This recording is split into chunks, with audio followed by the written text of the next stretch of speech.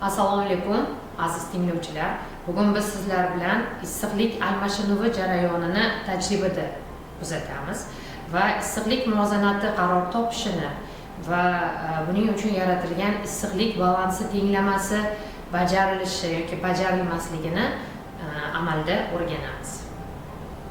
Bir jismdan boshqa jismga ish bajarmasdan energiya uzatish jarayoniga issiqlik almashinuvi yoki issiqlik uzatish deb ataladi. Issiqlik almashinuvi jarayonida jism olgan yoki yo'qotgan issiqlik miqdori Q barobar S ko'paytirilgan M ko'paytirilgan T minus T0 formula asosida hisoblanadi. Issiqlik almashinuvi jarayonida qatnashgan jismlarning temperaturasi bir xil bo'lmagunicha issiqlik almashinuvi davom etadi. Ya'ni issiq jism soviydi, sovuq jism esa qiziydi. Issiqlik almashinuvi jarayonida jismlarni yo'qotgan issiqlik miqdori yig'indisi jismlar qabul qilgan issiqlik miqdorlarining yig'indisiga teng bo'ladi. Ya'ni Q1 plus Q2 teng Q1 plus Q2 shtrix. Bunda Q1 va Q2 issiq jismlarning bergan issiqlik miqdori, Q1 va Q2 shtrixlar sovuq jismlarning olgan issiqlik miqdori. Endi biz sizlar bilan issiqlik balansi tenglamasini tajriba asosida o'rganamiz. Jism olgan yoki yo'qotgan issiqlik miqdorlarini hisoblab topamiz.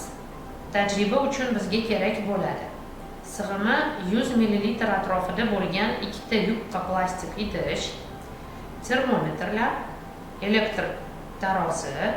ya'ni elektron tarozi, issiq va sovuq suv.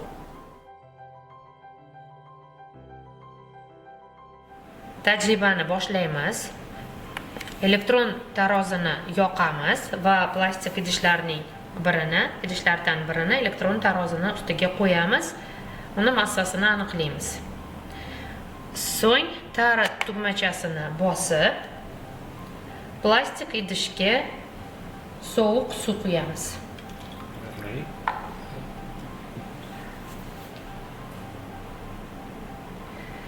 Sovuq suvning temperaturasi 75 gram ekan.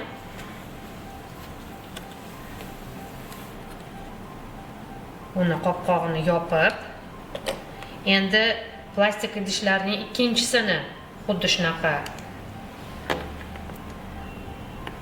massasini o'lchab olamiz.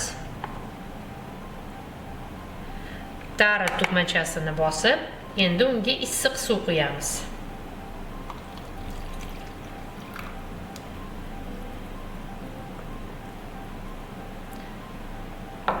Issiq suvning massasi ham 75 gram chiqdi. Uni ham maxsus joyga joylaymiz va tezgina qopqog'ini yopib qo'yamiz. Ana endi sovuq suv va issiq suvning haroratini o'lchaymiz. Sovuq suvning haroratini o'lchaymiz va issiq suvning haroratini ham indikator orqali o'lchaymiz. Demak, termometrning sovuq suvni ko'rsatishi 20,1 gradusni ko'rsatmoqda.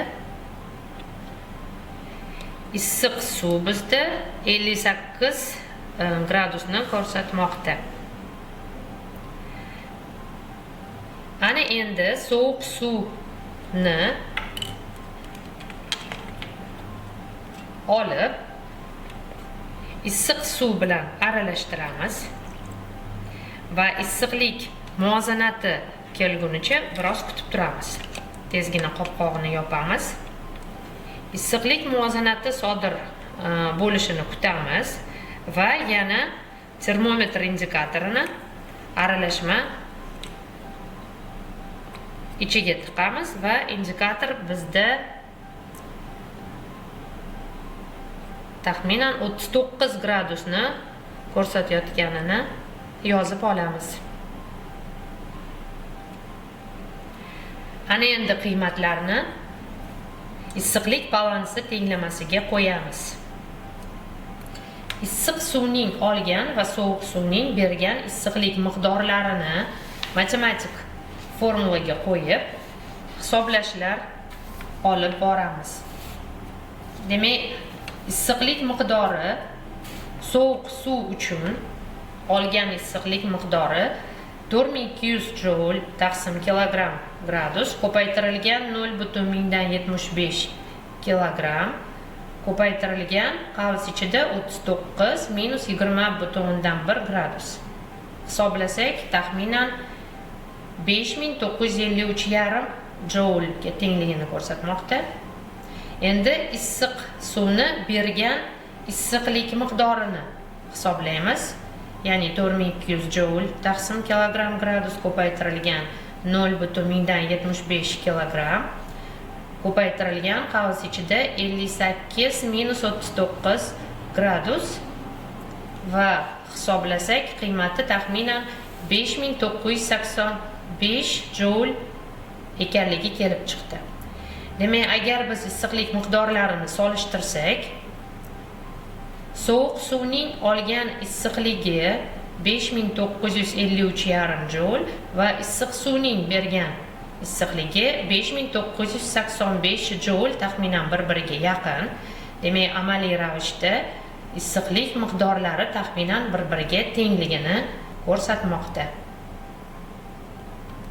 Aziz tinglovchilar, bugun biz sizlar bilan issiqlik muvozanati jarayonini o'rgandik va haqiqatdan ham issiqlik balansi tenglamasi o'rinli ekanligini bildik. Bunda issiq suvning bergan issiqlik miqdori va sovuq suvning olgan issiqlik miqdori tengligini tajriba asosida o'rganib chiqdik. Shuning bilan xayr, salomat bo'ling.